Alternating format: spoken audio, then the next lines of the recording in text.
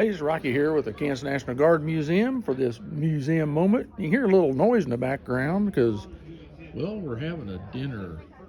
And it was really good. But anyway, I want to tell you today about something really cool, and it's about Camp Phillips and our x-ray machine.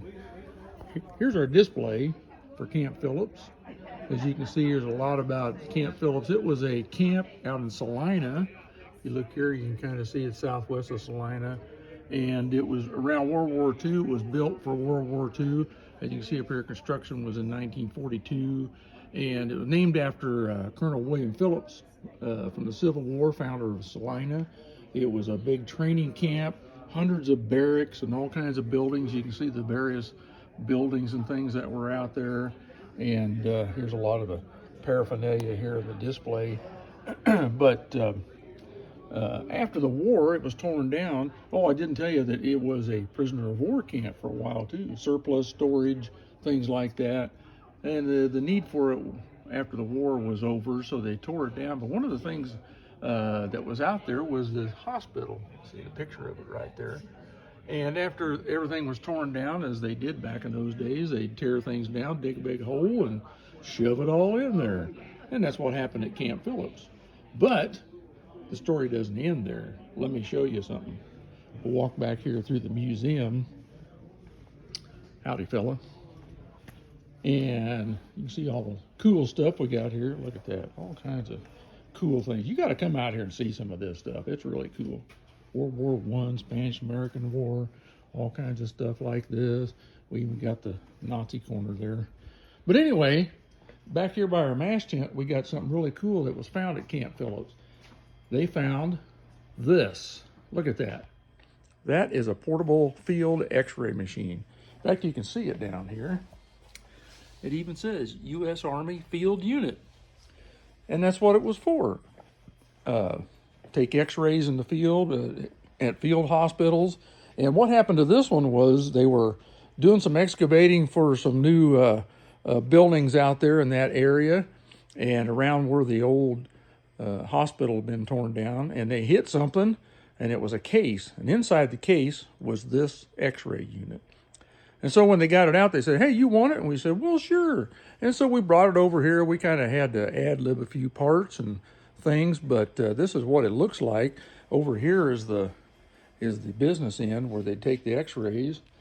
Down under here is where the slides would go in, or the film would go in, and they would turn these. This head turns different ways, and it came with a couple of big boxes that had things like developing equipment and the tent for the dark room, things like that. And what they would do is set those up.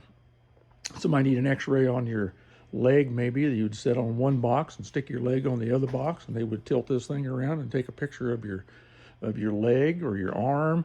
Or if you came in on a litter, they'd lay you down here on the ground, spin it around, point it down at you, and get down there and take your x-ray.